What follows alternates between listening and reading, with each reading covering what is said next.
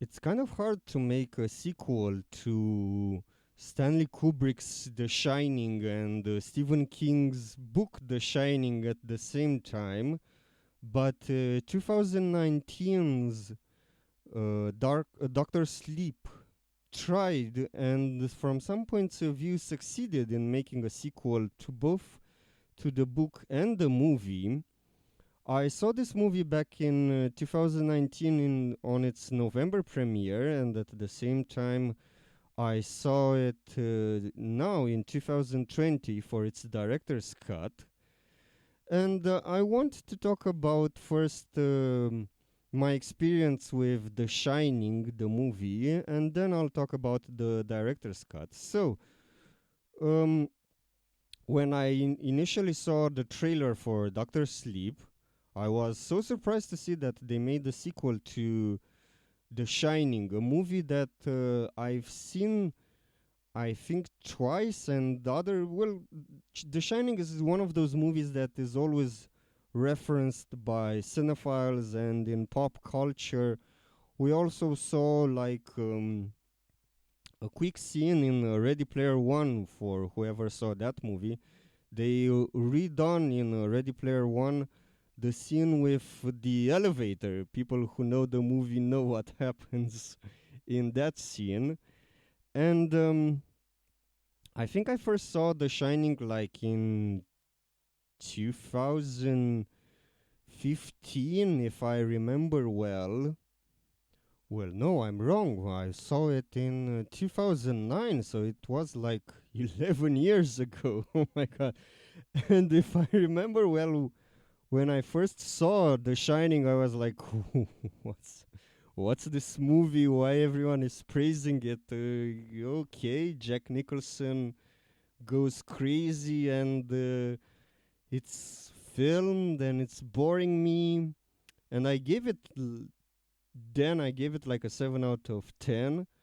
But now I resaw it before the November premiere.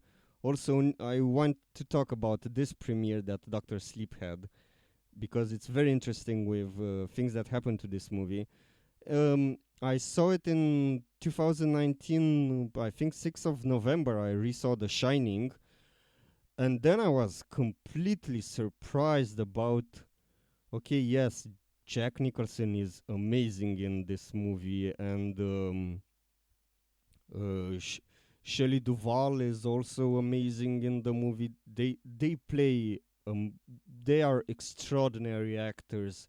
I can see why Jack Nicholson has become like one of the most famous actors. Well, I've seen a lot of Jack Nicholson movies throughout my time. Like I've seen the one who flew over the cuckoo's nest and The Departed, and as good as it gets, I saw a lot of Jack Nicholson movies, but also The Shining demonstrates what an amazing actor is, but also Stanley Kubrick's direction. You can see why Kubrick was one of the masters in directing from the 80s and 70s and 60s, whatever decade he was directing, he was the master of his craft. And yeah, that's kind of why it's such a hard challenge to take to make a sequel to one of Kubrick's movie. And as I talked to before on this site, I also reviewed 2010, the sequel to 2001: A Space Odyssey, and the challenges that you encounter when you make a sequel to another famous sci-fi movie. Yeah, and The Shining. Yeah, it's an amazing movie, and I can understand why it's in history one of the most well acclaimed movie. At the same time, it's not that much of a horror movie. It's a psychological study of someone's mental breakdown at the same time. Because from what I understand, so yeah, it's gonna turn a little into a review for The Shining, but not that much. Um, from what I understand, the Stephen King was kind of really disappointed in Stanley Kubrick's The Shining. That's why Kubrick even named it Stanley Kubrick's The Shining, because there are many differences. Like Jack Nicholson is kind of the main player in the movie, and the phenomenon with The Shining is kind of put to the background. It's not that much important element. It's more a presentation of someone getting cabin fever, going insane, than to the paranormal element of the book. But at the same time, Kubrick made it his own and did something really amazing with that movie. When I resaw it, I didn't see the director's cut that was 2 hours and 20 minutes, the European cut, from what I heard. One day I'm gonna see the European cut, but the cut that I saw, the 2 hours, is a 9 out of 10 movie for me. And here is the problem when making a sequel to such a masterpiece. At the same time, you're gonna have the baggage. You'll be in the shadow of that well acclaimed movie, that praised movie. But at the same time, this movie had like release dates problems. I mean, when I saw it in November, I first thought that it's gonna have its premiere on the 6th of November, but in my country, it had its premiere on the 20 something, 25th or something like that of November. So that is also an element that should be taken into account. Why this movie was such a box office disappointment. At the same time, yeah, it's pretty hard to name your movie Doctor Sleep and no one knows that it's a sequel to The Shining. But at the same time, how much of a famous movie and how much of a cash cow you could say that naming your movie uh, naming your movie after what should they called it, The Shining 2 or Shine On Danny or something like that, because The Shining, even though it was a box office success, nowadays a lot of movies that are sequels to older franchises were already box office successes back then, and also they succeeded in transcending the the tastes of the audience,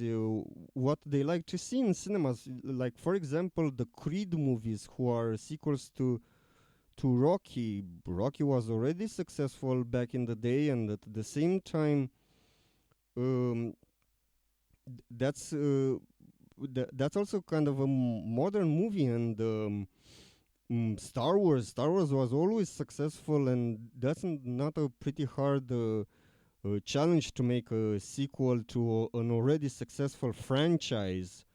And you have examples like Blade Runner, who wasn't successful back in the day at the box office, and now wasn't a success. Well, The Shining was a success when it first appeared, but sadly, Doctor Sleep wasn't such a big success. But still, let's look at the movie from a plot point of view and from a subject. And also, I'd like to talk about the director's cut while I talk about the plot. So, the plot of the movie is 30 years later, we are introduced to Danny Torrance, who survived the Overlook Hotel. He became an alcoholic like his father, and now he is presented with a new challenge. Apparently, there are some kind of people that feed on the shine, and they hunt people. Hunt other people who have the shine like Danny, and now they've taken interest in a little girl called Abra, and Abra has come in contact with Danny, and she asks him for help. And this is how the plot of the movie. This is the general plot of the movie. And they did an amazing job in immersing you in this world. I want to say that, well, for example, the theatrical cut was 2 hours and 40, and the director cut, which I saw now in 2020, is 3 hours. But they did an amazing job in immersing you in this world. Like, I don't care that this is 3 hours, because I started watching this movie, I think, at 11 p.m., and I finished it at 3 a.m., and I was like, oh, I don't want to go to sleep. I want to finish this movie. And they did an amazing job in immersing you in this movie. I especially liked how they brought characters from the old movie, like they brought Shelley Duvall's character Wendy Torrance. They brought her back. She was played by a different actress. By the way, I talked about this problem that I'm happy that they didn't CGI'd or deep fake the faces of some actors, so they made them look like the original actors. No, they just hired other actors that looked like Shelley Duvall, for example, the the actress who is playing Wendy Torrance. Wait, I have the Alex Esoe. She did an amazing job. I really liked her, and the actor who played Dick Halloran, who was the original Scatman Carruthers, um, Carl Lumby, was also very good in the role. This I really liked about it. Don't do this CGI thing, because it's cheesy, and I talked this about before in 29th Street, when I said that the the things that they want to do, like recreating a dead actor. No, don't do this.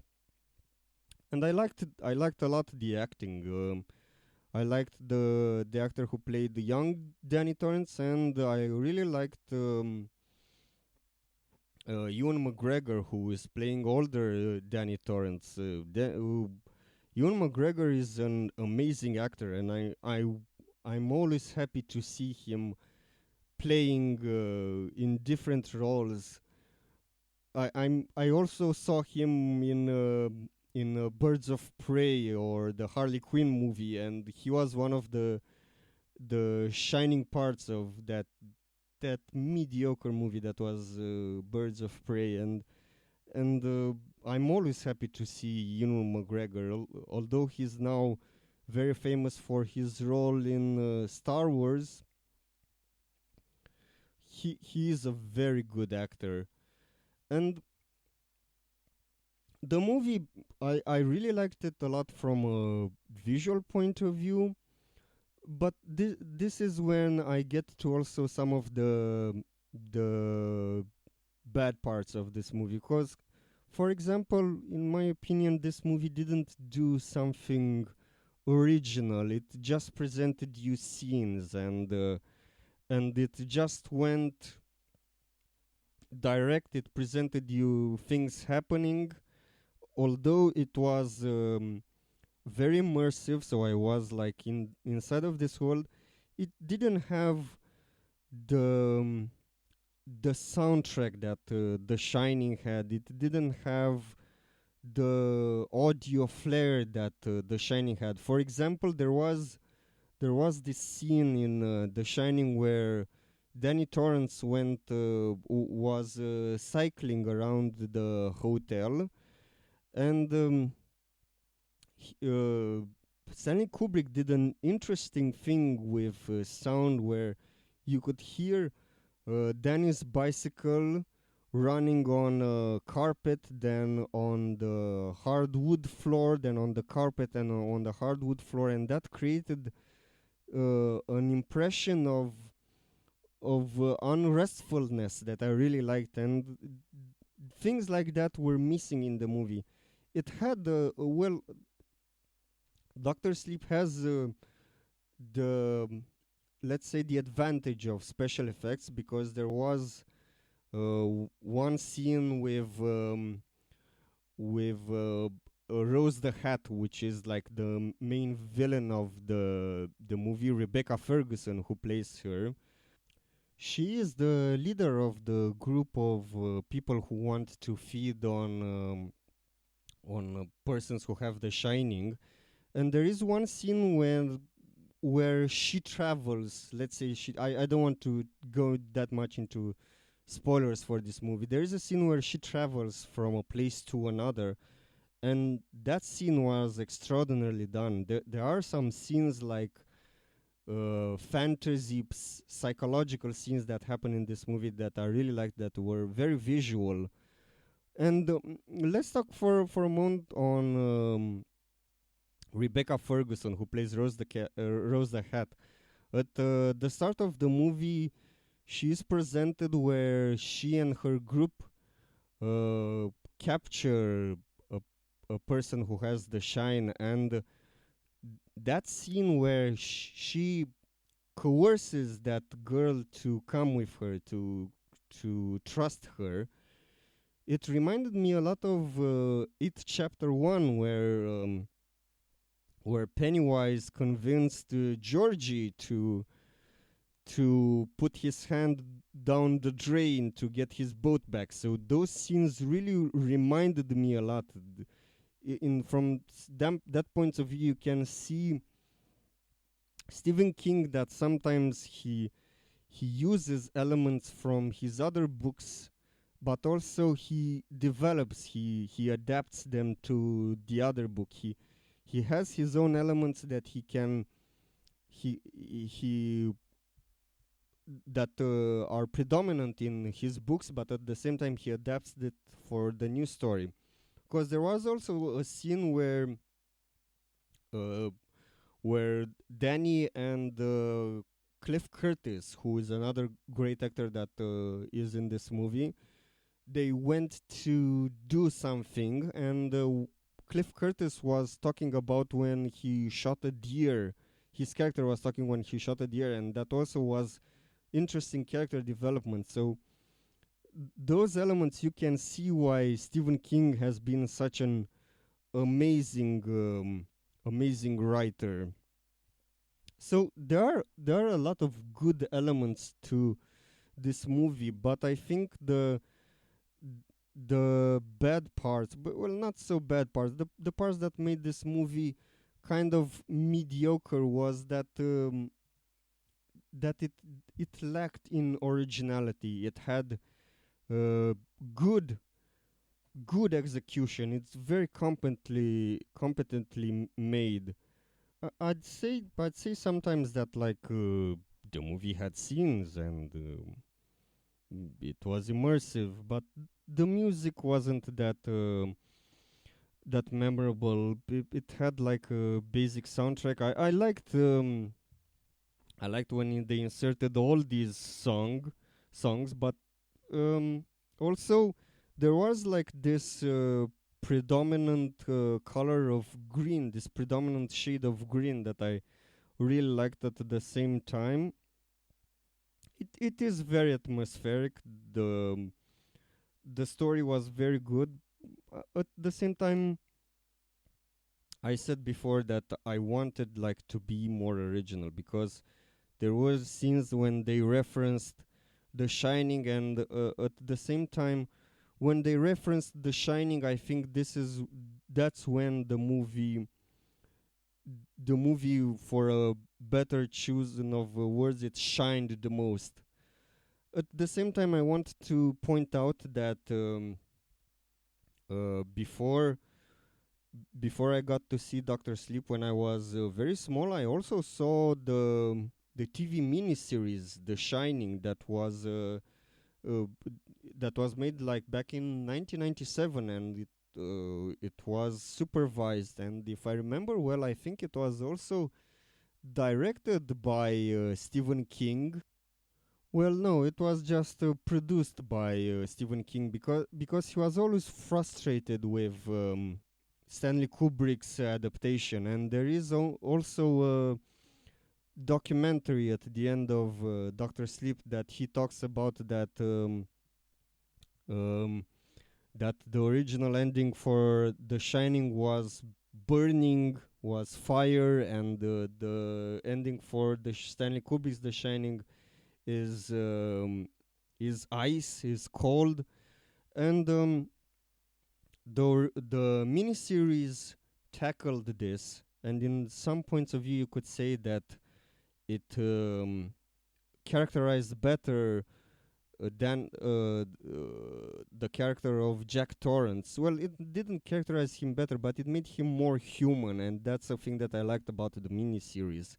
But at the same time, because of seeing the TV series, I got a little context that I understood why how the new ending for Doctor Sleep was influenced, and I have to admit that the director of Doctor Sleep, Mike Flanagan, did like an amazing job. This guy has like a lot of potential, and I think the first time, yeah, the first movie that I saw from him was Oculus, and that's a pretty good movie. And I also saw Hush from him, which those movies I'd say like they are both like 7.5s. And yeah, Mike Flanagan, from what I understand, he also did Gerald, Gerald's Game, a movie that I didn't see, but from what I understood, Gerald Game is also based on a book by Stephen King, and he did Gerald's Game so he could show like a demo for to Stephen King. This is how well I can adapt a book from yours into a movie. So please give me your blessing to adapt Doctor Sleep. So yeah, this guy Mike Flanagan, I wish him the best. Yeah, and returning back to Doctor Sleep, I liked this director's cut. It was like from some points of view, I'd say like an improvement to the original 2019 movie. It added like half an hour more, but at the same time, it helped develop more this world. All in all, I would give this movie like, I'd say the theatrical cut was an 8, and the director's cut is an 8.5. Thank you for listening.